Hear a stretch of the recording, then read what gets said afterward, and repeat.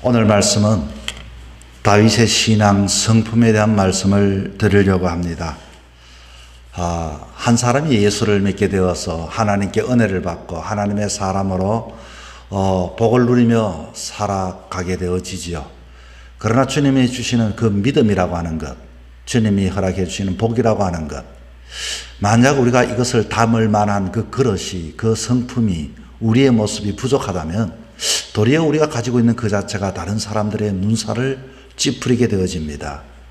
어떻게 하면 하나님께서 나에게 주셨던 이 믿음, 그리고 의로운 삶 뿐만 아니라 그 축복을 정말로 좋은 성품을 가지고 역시 믿음의 사람이구나 하는 것을 가지고 우리가 살아가고 가는 것은 참 좋은 일이 아닐 수가 없습니다. 그런 의미에서 우리 성도들은 하나님이 주시는 이 신앙, 하나님의 축복을 받기 전에 먼저 내 자신이 하나님 앞에 만들어져 가고 다듬어져 가고 그것을 받을 만한 그런 도구로 다듬어져 가야 하는 것입니다.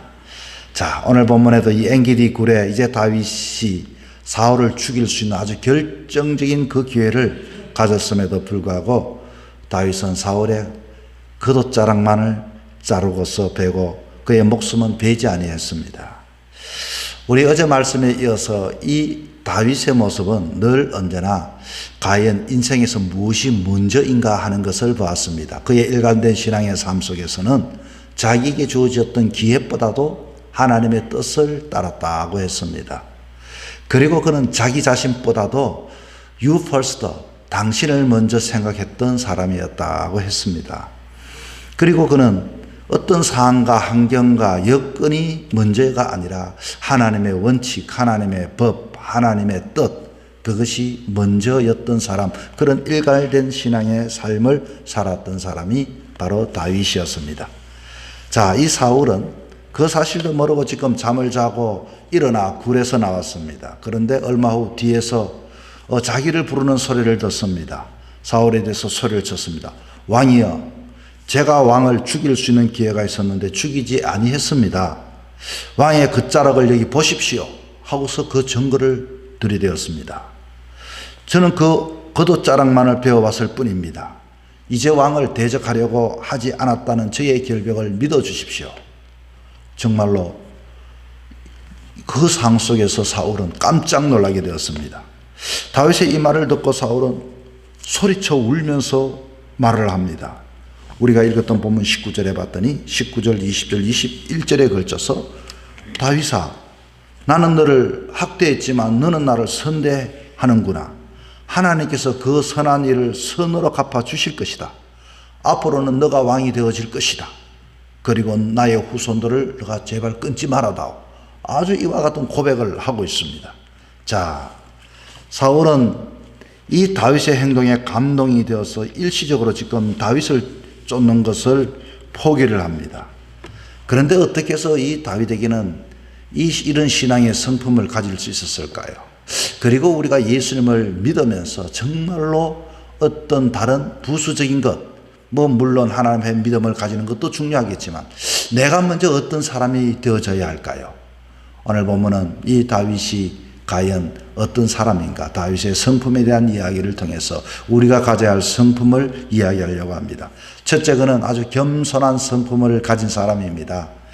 자, 이 다윗을 보면서 이 복된 사람으로 이 세상에 살기 위해서는 우리는 무엇보다도 하나님 앞에 겸손한 성품을 가져야 주님 주시는 그 복을 내가 누려받을 수가 있습니다. 오늘 본문에 봤더니 이 다윗의 겸손한 모습, 이것을 통해서 이 왕 사울 왕을 감동을 시켜주는 장면이 나와 있죠. 다윗의 겸손은 사실은 그의 입술에 있는 언어를 통해서 겸손을 느낄 수가 있습니다. 자기를 죽이려 하는 사람에게 뭐라고 말합니까? 8절을 여러분 보십시오. 8절에 봤더니 내 아버지여, 그리고서 또 말을 합니다. 내 왕이여, 내 주여, 이렇게 표현을 합니다. 이 그 공손함으로 다윗을 쫓는 사울을 감동시키고 있습니다. 그래서 자기 자신을 뭐라고 지금 말하고 있습니까?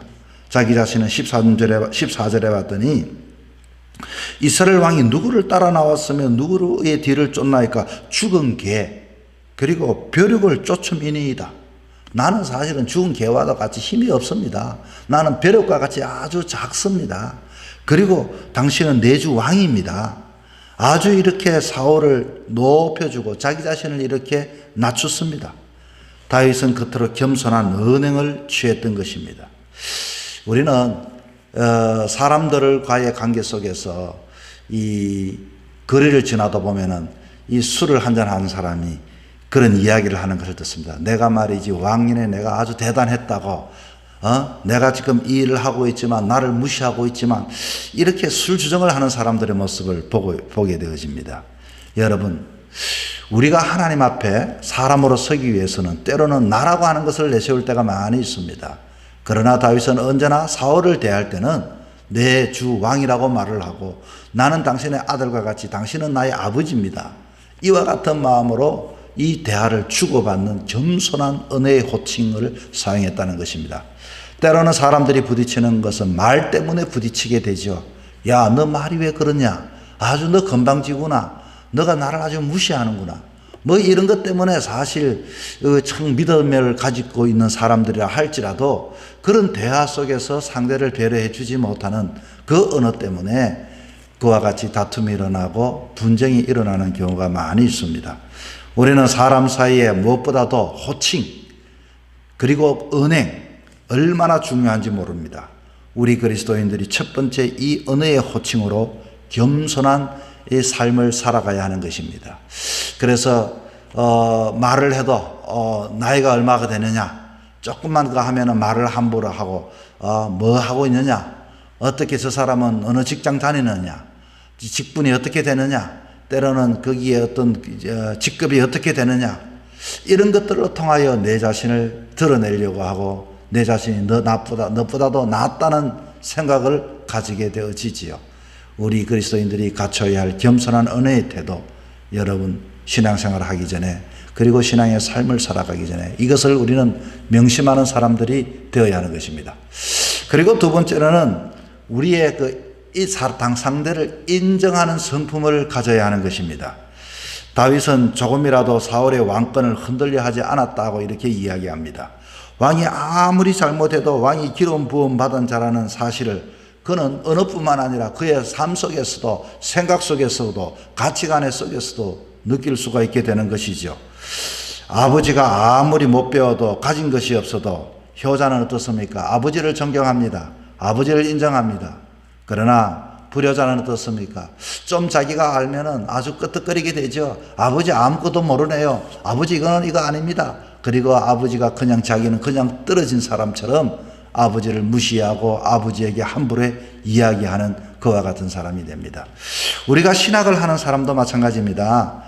저희 노예 안에도 이 성서신학원을 이제는 없앴지만은 이 신학을 조금 배우고 나니까 성서신학원에 아주 교회 와서 목사님 그거 틀렸습니다. 신학교에 가봤더니 그거 내가 그렇게 어느 목사님이 그렇게 말하지 않습니다.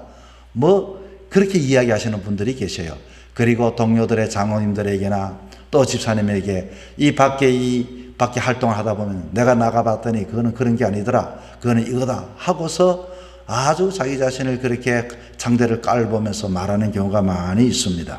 오늘 다윗은 이 무엇보다도 이 사울을 아주 높여주었습니다. 그의 마음속에 진지함을 우리가 진실을 보게 됩니다. 특별히 우리 그리스도인들이 우리가 그런 말 뼛속까지도 그리스도인들이 되어야 하는 것처럼 코카콜라 회사도 나는 뼛속까지도 내 핏줄에는 코카콜라가 흐르고 있다 할 정도로 우리의 내면이나 우리의 생각이나 우리의 가치관은 그와 같은 상대를 인정해 줄 수 있는 겸손한 그와 같은 성품이 있어야 합니다. 그리고 세 번째는 포용하는 성품, 이 행동하는 겸손이 그에게 담겨져 있습니다. 우리는 말로서는 누구든지 상대에게는 잘합니다. 그러나 문제는 행동을 보여주지를 못할 때가 있죠. 이 다윗은 이 사울의 입술을 통해서 이것은 알 수가 있습니다. 뭐라고 말합니까? 나는 너를 확대했지만은, 나는 너를 쫓아서 죽이려고 이렇게 했지만은 너는 나를 선대했구나. 이렇게 죽일 수가 있었는데 죽이질 않았구나. 그렇게 행동하지 않았구나. 나에게 좋은 반응을 보여줬구나. 나보다 너는 의롭다. 17절의 말씀에 보겠습니다. 다윗에게 이르되 나는 너를 확대하되 너는 나를 선대하니 너는 나보다도 의롭다. 의는요, 우리의 어떤 언어로서 의가 나타나는 게 아닙니다. 삶을 통하여 의가 나타나게 되어지지요. 지금 사울이 이것을 보면서 감동을 받게 되었습니다. 우리는 그렇게 말합니다. 내가 당신을 사랑하는 줄 알지 못합니까? 뭐 그렇게 말해도 상대에게는 감동을 주지 못할 때가 있죠.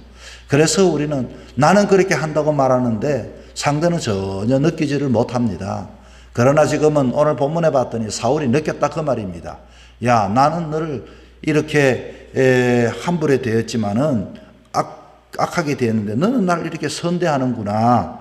그리고서 너는 나보다도 의롭다. 이거 누가 말하는 겁니까? 다윗이 말하는 것이 아니라 사울이 그 다윗을 그렇게 인정해 줬다 그 말인 것입니다. 우리는 사울이 크냐 다윗이 크냐, 그런데 다윗은 늘 언제나 나는 작습니다. 그래서 당신은 나의 왕입니다. 왕으로 대접해 주고 왕으로 인정해 주었다는 것입니다.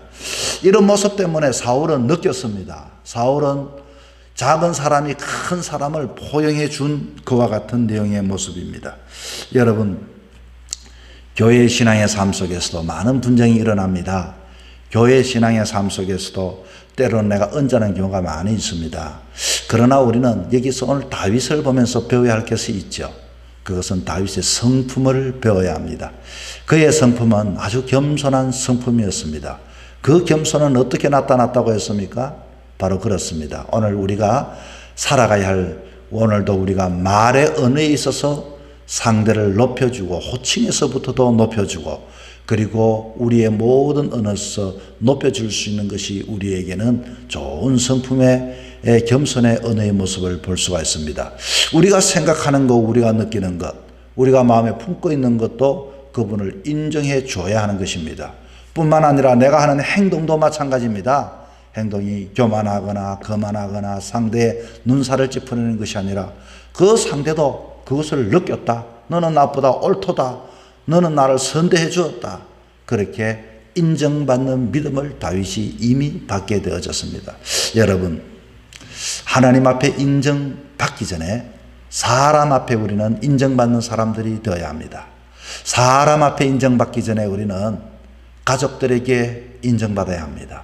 가족들 앞에 인정받기 전에 우리는 가장 가까인 아내에게 인정받고 남편에게 인정받고 그리고 내가 내 자신에 대해서 그와 같은 인정받는 사람이 되어질 때 우리는 하나님의 은혜를 받을 수 있고 믿음이 건강하게 자라날 수가 있습니다. 오늘 여러분 믿음으로서 여러분 좋은 성품을 가지고 하나님이 주시는 복을 하나도 흘러내리지 말고 떨어뜨리지 말고 받아 누릴 수 있는 그 축복을 가지고 살아가는 귀한 날이 되기를 주 이름으로 부탁을 드립니다.